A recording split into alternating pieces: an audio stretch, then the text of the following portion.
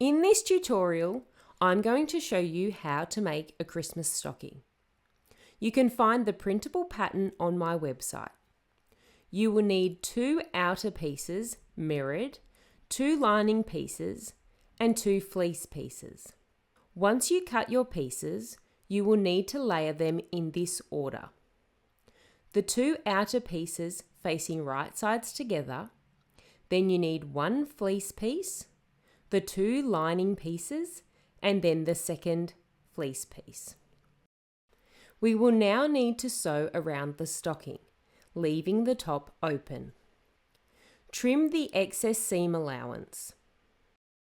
Then you need to place your hand between the 2 right sides of the lining pieces and turn out the stocking.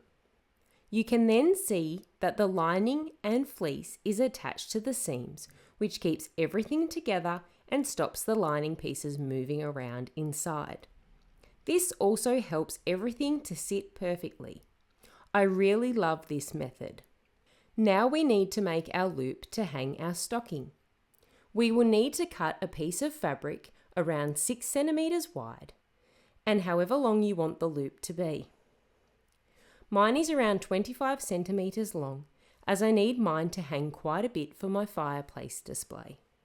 If you know where you would like to hang your stocking, you can measure how long you need the loops.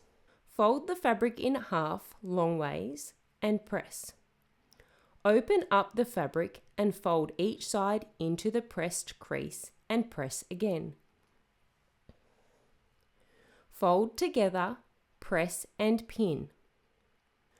Sew down both sides. Press if needed. Then you're going to fold the loop so that it sits flush on itself. Grab the stocking and place the loop piece inside the stocking at the seam on the outer part of the stocking. It should look something like this. Pin and sew in place close to the edge. Now it's time to make the top of the stocking.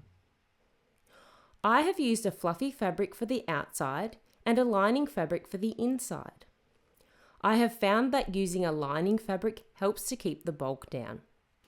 Pin the outer and lining pieces together. If you are using a fluffy fabric, you want to make sure the direction of the fluff is facing the correct way. The fluff should sit in the direction of where you will be stitching the lining piece, so the fluff will end up brushing down towards the lining when opened up. This will ensure that it is facing down on your stocking. I also pinned the fabrics together in the middle as the fluffy fabric can make everything move. This just helps hold everything in place as you sew. If you have an overlocker, it's a good idea to sew and then overlock if using the fluffy fabric, as it can go everywhere. You can also use a zigzag stitch. You can see here that the fluff faces down towards the lining.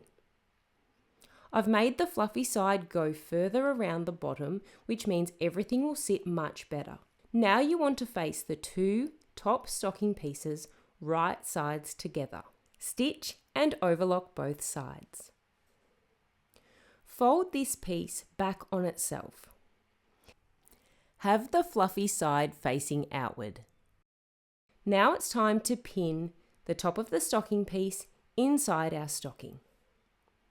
We want to make sure that we have the lining facing outward and the fluffy side will be against the lining inside the stocking. Sew around the top of the stocking and then overlock or zigzag stitch. Turn out the top of the stocking, and once you fold it over, you will see that there is our hanging loop. You will need to play around with this and get it to sit perfectly at the stitch line, where the lining meets the outer piece of the stocking. This is where you will notice that the fluffy side is facing down, and that's why we make sure it's sitting correctly when sewing it together. And here is our completed stocking. I love these stockings and I think they are the perfect size. I hope you have enjoyed this tutorial. If you make a Christmas stocking, I'd love to see it, so feel free to post in the comments. Don't forget to like and subscribe to be notified of new content. I look forward to seeing you in the next video.